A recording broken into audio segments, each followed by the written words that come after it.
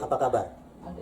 Dan hari ini kita bertatap muka dengan Tiara Mbai Nostradamus. Seperti yang kita lihat gesturnya bahwa Tiara ini orang yang selama ini selalu diminta tanya oleh banyak orang terkait dengan banyak hal. Dan sekarang ini menjelang akhir tahun nih, November ya, seperti itu. Biasanya banyak orang-orang yang ingin bertanya atau ingin tahu akhir tahun ini ada apa sih, dan tahun baru nanti pergantian tahun ini akan terjadi apa. Nah, tentu semua itu menjadi satu catatan penting buat kita ketika nanti ada informasi langitan yang akan disampaikan oleh Tiara Mbai Nostradamus. Mbak, kira-kira menurut pandangan spiritual Tiara menjelang akhir tahun dan awal tahun nanti seperti apa? Saya melihat ya, ini opini personal ya saya, dari meditasi 1 minggu terakhir, utamanya Supermoon ya, malam Jumat kemarin Kamis, saya ada sembahyang di suatu pura hidupan Tirta Buana Bekasi. Nah di situ ada fenomena Supermoon dan saya ternyata dipertemukan Astungkara dengan banyak orang menarik. Kami yang rencananya hanya bertiga jadi bertujuh atas restu semesta. 7 itu kan lagi number 7 ya. Nah, di situ kan maknanya ada semacam natural fenomena alamiah. Kalau kita akan diberkahi banyak keberuntungan. Karena bertujuh. Yang aslinya hanya Bertiga akhirnya jadi bertujuh. Itu kan suatu miracle ya, keajaiban dan sangat natural. Tidak kita rencanakan, tidak kita duga. Nah di situ saya meditasi bersama bertujuh ya, dan saya mendapat banyak pencerahan di situ. Utamanya karena di sebelah saya itu ada beberapa orang ternyata masih terkait dengan suatu kasunanan yang sekarang sepertinya ngapunten, banget tidak mendahului, tidak melancang. Sepertinya sedang ada konflik ya, kisah internal. Nah itu yang saya sangat prihatin. Nggak tahu, mungkin karena saya tergabung juga beberapa grup dari Kasunanan Surakarta, itu saya langsung ternyanyi ya. Padahal saya sudah cleansing diri, saya sudah cleaning body and soul, tapi yang masuk dari situ suara alam. Dan di situ seperti memberikan petunjuk ya, dan beberapa seperti kilatan masa depan ya mengenai the kingdom, the royal kingdom, the royal Kasunanan. Kalau memang kisah itu tidak akan lama, ya sepertinya minggu depan sudah mulai ada tatanan baru ya, tatanan struktur organisasi kalau dalam suatu company yang lebih rapih, lebih ajak dan lebih valid, Astungkara ya. Karena yang dicari sekarang itu adalah masalah validitas. Apakah valid ya? Apakah valid mengenai kepemimpinan seorang raja yang baru, seorang penerus dinasti? Itu penting. Bukan mau sok-sokan kuasa top of the floor atau hilltop ya, bukan mau tentang siapa yang di puncak, siapa yang nginjak, siapa enggak. Justru sebaliknya, siapa yang mampu nanti mengangkat nasib rakyat ini secara general, secara universal ya. Siapa yang mampu, pemimpin yang bisa memiliki nilai-nilai humanisme. Dia di atas, dia pimpinan tertinggi, tapi dia justru mengangkat yang di bawah. Nah itulah yang maksud kepemimpinan yang sejati, kepemimpinan yang natural, kepemimpinan yang ideal, yang memang selayaknya ada di bumi Nusantara dan di bumi secara general. Di situ saya melihat, oh ternyata yang dicari adalah kuncinya satu, humanisme. Apakah para kandidat ini memiliki humanisme yang tinggi, kepekaan, kepedulian sosial, kemanusiaan yang tinggi? Bukan hanya kemanusiaan, kalau dalam keyakinan saya itu, dan juga keyakinan beberapa agama, saya melihat ada 3 garis. Kalau Islam bilang hablum minallah, hablum minanas, hablum minalamin. Nah, apakah seorang raja baru itu dia mampu mengemban 3 garis suci itu yang melingkupi universe, melingkupi semesta, yang merupakan pola dasar dari segala sesuatu yang terjadi, keberlangsungan hidup di semesta ini. Yaitu tadi, hablum minallah, garis vertikal kalau ditarik hubungan antara pencipta dengan si raja ini, ya, dengan manusia ciptaannya. Terus hablum minanas, hubungan antara si penguasa raja ini dengan sesamanya.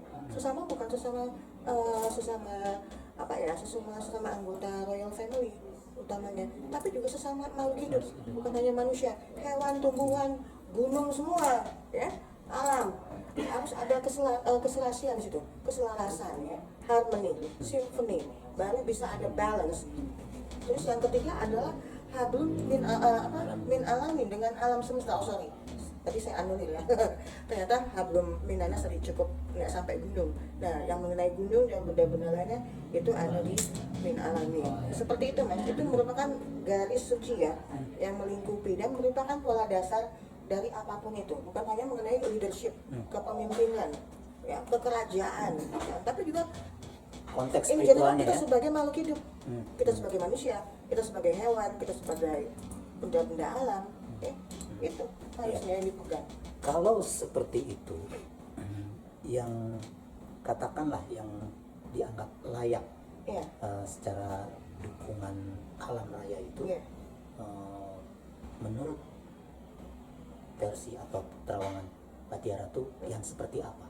Menurut saya tentu dia semacam harus ada fit and proper test, bukan hanya pada pejabat formal ya suatu negara, tapi karena juga mengenai leadership sama aja, raja pun begitu, ada fit and proper test. Jadi tidak hanya ngutek-nguteki apa itu namanya DNA gitu ya, garis darah, bloodline, no, it's not really like that. Itu cuma skin deep menurut saya, itu terlalu apa ya, terlalu dasar gitu, terlalu mendasar. Tapi ada nilai-nilai value lainnya yang memang harus termaktub juga dalam fit and proper test. Apa itu? Seorang menjadi raja.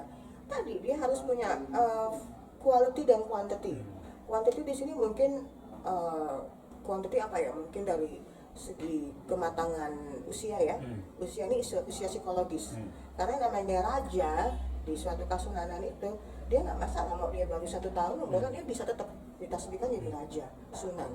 Mau dia baru 3 tahun, ada beberapa Pakubuwono pendahulu baru 3 tahun malah dia sudah dinobatkan ya? maaf ya, Pakubuwono, Hamengkubuwono.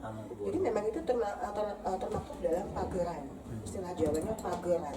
Ada yang dipagarkan batas-batas standar seperti itu ya, yang harus memang dipenuhi bagi sosok seorang raja sunan. Selain kuantitas usia psikologis dia sudah matang, dia tidak gila ya, dia normal, sehat secara fisik maupun jasmaninya dan spiritualnya secara holistik lagi, dia juga harus kualitas. Kualitas di sini tadi ya, dia punya pemikiran yang oke, punya perasaan yang oke, dia punya tindakan yang oke, unggah-ungguhnya ada, tata keramanya ada, etikanya ada, pendidikannya juga, intelektualnya juga mumpuni. Ya, dia memang cukup intelek, dia cukup terdidik. Ya, terdidik dalam sekolah formal maupun informal, sekolah kehidupan juga harusnya dia ada. Iya. Gitu loh, Mas. Banyak hal lah, Banyak hal ya, tetapi yang lebih utama adalah nilai spiritualnya ya. Karena Yes. ini terkait dengan yang tadi Batiara bilang, hablum minallah, hablum minanas, dan Hablum hablum Yes. unsur-unsur inilah yang akan memperkuat sebenarnya ya. Bukan hanya terkait dengan DNA, Ya. turunan, atau siapapun itu, kalau memang ada terahnya, Ya. di situ dia punya hak, gitu. Tapi maaf ya, kalau bicara Kasunanan Surakarta secara eksklusif itu mereka punya pakem ya, punya batasan, punya landasan, punya dasar, punya aturan, punya syarat-syarat dan kewajiban yang harus dipenuhi. Kalau di sana saya lihat memang DNA itu mutlak. DNA itu mutlak, dia harus darah langsung ya, direct blood gitu, direct line. Terus juga dia harus merupakan adalah ya beberapa dia harus katanya nih ya, aku dengar di suatu grup itu dia juga harus merupakan darah langsung dari Sunan sebelumnya dan dengan Permaisuri. Permaisuri juga ternyata ada kualitas, ada kualitasnya, ada spesifikasinya, yaitu Permaisuri memang sah, istri sah ketika Sunan itu sudah resmi menjadi raja, ditasbihkan, dan dia juga katanya harus punya bloodline, punya royal blood, harus berdarah biru. Jadi nggak sembarangan. Nah itulah mungkin beberapa syarat-syarat pakem ya, pageran yang sekarang mungkin lebih dipikirkan apa ya, harus tetap ditegakkan, harus tetap dipenuhi syarat-syarat itu, tidak bersembarangan. Ternyata banyak ya, kompleks sekali ya, dan disitulah merupakan asal muasal dari konflik internal. Nah di situ saya merasa prihatin ya, karena ternyata not so many in stock gitu, maksudnya stok kandidat untuk menjadi sunan yang selanjutnya sebenarnya itu tidak banyak. Tinggal 2 ya, atau 3 mungkin.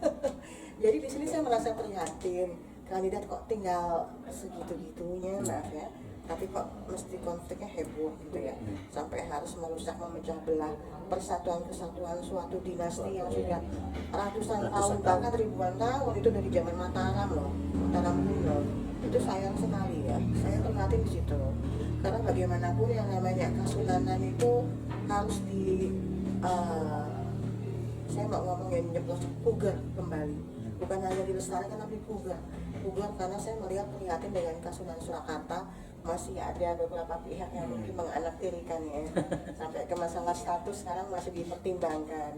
Itu kok anak tiri, karena dia kan harusnya paralel ya, sejalan dengan saudaranya di keraton yang satunya lagi sebelah atau tetangga. Mungkin ini yang dibilang DNA tetap ada ya? Ya itulah namanya, keberlangsungan DNA memang harus penting ya. Namanya bloodline, garis darah biru itu memang penting. Itu dasar ya, fondasi, poros dari sosok seorang sunan atau raja.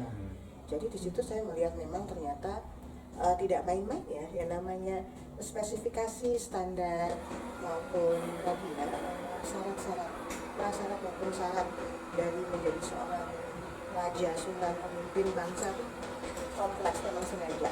Karena memang diharapkan yang namanya memimpin itu yang harusnya paling top ya, paling the best lah, paling baik, paling berkualitas, paling unggul.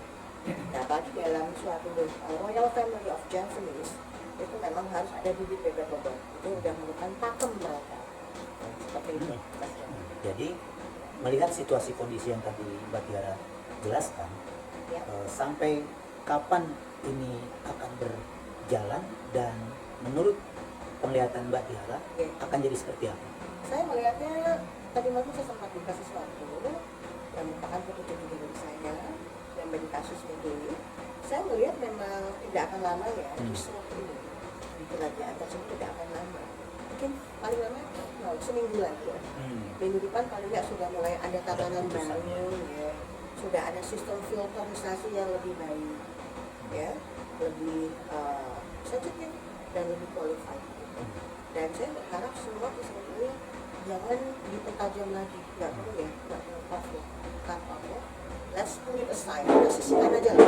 Kita sisihkan yang namanya konflik, kita sisihkan yang namanya perbedaan ya, kita sisihkan yang namanya egoisme, kita sisihkan yang namanya golongan, geng-gengan, hubungan itu jauhi lah. Ini kita bicara mengenai nasib suatu bangsa di Nusantara, bangsa yang apa ya, yang sudah kuno sebenarnya. Kalau ditarik benang merah secara usia ya, kronologis tahun periode kita itu udah ribuan tahun ya. Jadi sayang kalau suatu bangsa yang masih eksis. Masa kita kalah ya sama bangsa Mesir yang udah jutaan tahun, masa kita kalah sama bangsa Cina yang udah ribuan tahun, sama bangsa Yunani kuno, bangsa Romawi. Jangan mau kalah lah. Ayo kita semua merapatkan barisan Nusantara yang berbasiskan Bhinneka Tunggal Ika, unity in diversity. Kita harus bersatu, kita mengisikan segala perbedaan ya, gitu. Untuk terciptanya suasana iklim kondusif dalam berkehidupan dan berkebangsaan gitu. Ya, pemirsa, apa yang dijelaskan oleh Mbak Tiara, inti poinnya adalah bagaimana keberagaman menjadi satu kesatuan, hilangkan keegoan karena kita adalah bangsa yang besar dan ini harus tetap kita jaga, kita rawat. Oke, demikian kita nanti jumpa lagi dalam sesi yang lain.